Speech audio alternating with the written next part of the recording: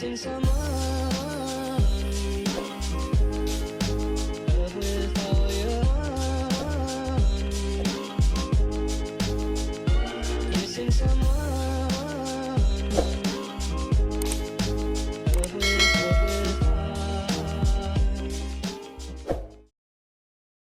What's up, guys? Welcome back to my channel. So this week I have a client who is coming in for a touch-up. So in the past we've done a lot of fun creative colors, but today her ultimate goal is to get to a silver tone. So we're going to be highlighting her roots and trying to brighten everything up, and then later tone her to be as gray or silver as possible. She does have pretty long roots. I believe she's waited, I would say, maybe close to like 5 months before the last time we did her roots. So today we're just going to be working on getting rid of a lot of the dark that is within the mids and ends, and of course the roots, and then trying to just make everything as silver as possible. So I'm going to start off by highlighting and detailing the nape of the neck here. And I always like to weave this part.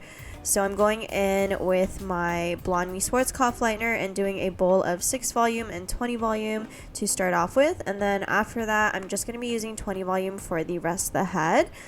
And as I'm going through, after I do the weaves around the hairline, I'm just going to be doing some slices to kind of give her a lot of color. I find that doing slices versus doing a full-on weave gives them a lot more impact of color. So I'm going to be doing slices for the rest as after I do these 2 detailed hairline foils at the nape of the neck.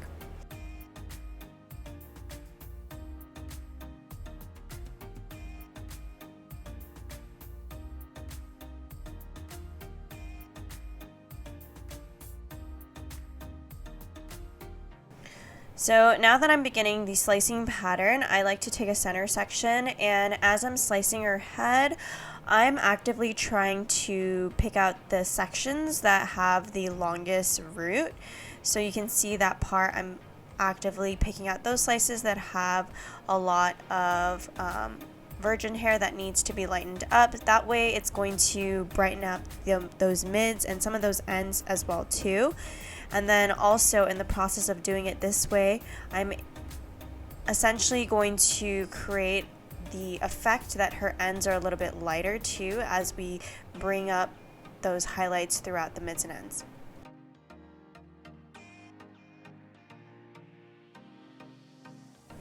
So for clients who want to be as platinum and silver as possible, especially clients who are naturally, like, I would say a level 3 or level 4, I usually would recommend them to come in every about like 12 to 14 weeks maximum, because anything longer than that, their roots grow out too long and it just creates a lot of dimension and they'll never feel as platinum as they would normally.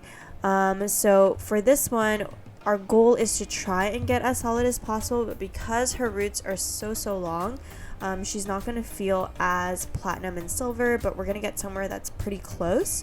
So essentially when I'm doing this slicing placement, I want to make sure that my slices are pretty close together.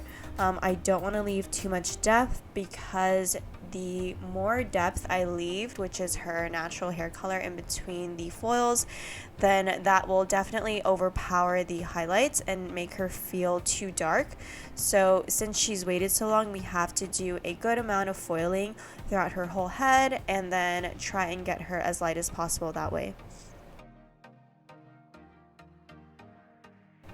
So in the past, when I used to do her hair, I have done a very similar type of placement, but I did weaves instead of slices, and because she waits so long, I felt like over time it just kind of made her hair color look a little bit too dark and gave her way too much depth. So I feel like doing slices like this makes it last a lot longer and kind of plays in and works with her lifestyle and the amount of time that she takes in between her appointments.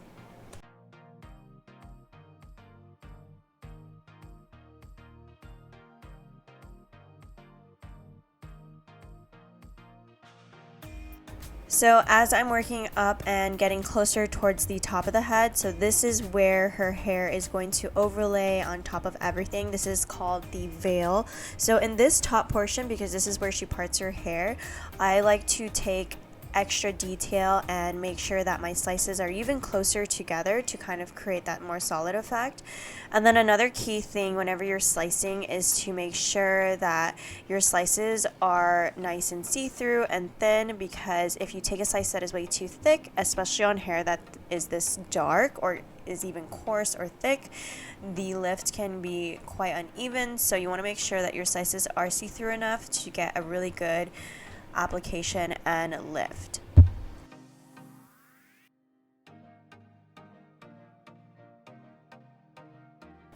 Now, normally when I do the money piece, I like to weave it, but she wants to be as blonde as possible.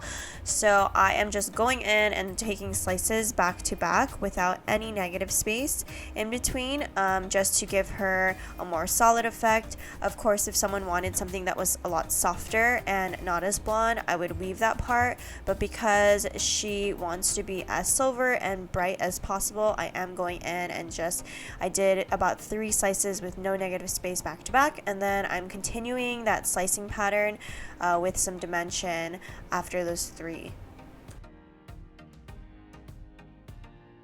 And then I'm going to continue and connect that top money piece to the side money and doing slices as well too, but on the sides here I normally just do 2 because I feel like 2 is enough, and then I move on to connecting that front and the back right above the ear. And because that's going to be the back part, I am going to weave that part, because generally if I'm working on the hairline and detailing that part, I do like to create some sort of like natural softness, so I rarely ever will slice right here right above the ear. I always like to weave this part, just because whenever they put their hair up, I don't ever want them to see like harsh lines there.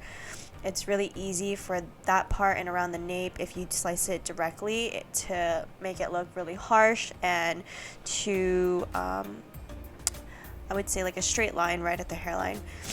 So just to kind of create more softness, I always like to weave there, but depending on how bold they want their money piece, that's where I would do a slice versus a weave. And then again, as I'm connecting that front and back and doing the sides, I'm actively again trying to search for the sections that have the longest root. So you can see that part has a root that goes all the way down almost towards the end, and that's going to help create that effect that her ends gradually get a little bit lighter. And that is also a trick to kind of keep your ends nice and solid, especially for a client who waits this long.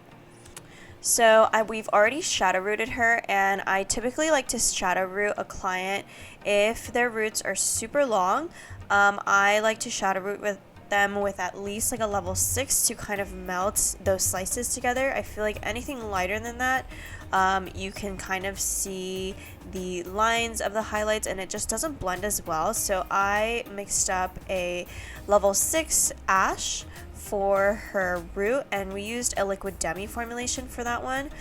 And then for the mids and ends, I always like to do my Pulp Bright Rapid Toners. We did a mixture of Silver, Violet, and Moonstone, and then we directly applied it to the mids first. We like to brush that out, and then once I start to see that part processing, and the end starting to grab, then I will reapply into the areas that are a little bit warmer. And I like to do it in sections like that by toning the mid first and then brushing that out, because the ends tend to be a lot more porous than that mid freshly lightened part, and those, if the ends are more porous, they will tone quicker. So I like to fully tone the mids before I put any full toner on the ends. And the toner is always visual. I always leave it on depending on when it's ready. So what I'm looking for is to see everything all toned out, like there's no more yellow, maybe sometimes a slight hue of violet. And then once I start to see that slight hue of violet, that's when I know it's ready to be rinsed off. Alrighty guys, so here is the finished look. You can see how beautiful and silver she was able to get. It's more kind of like a grayish silver, and even though we mixed in like a violet and moonstone into our silver formulation, it definitely looks more neutral and true silver gray than anything. I always like to tone my silver girls or clients that get gray a little bit more on the violet side, because after you dry it, the violet is very subtle, and as it fades out, it fades back to like their normal ash blonde or yellow. I find that if you ever do a silver that has more blue pigment in it when it's wet and looks more blue, it tends to fade out a little bit more green. So I always try to convince my clients to do more of a violet based silver or gray so that it fades out really pretty and it looks like this. Alrighty guys, that is it for this week's episode. Thank you guys so much for watching and tuning in, and as always, I will talk to you guys next week.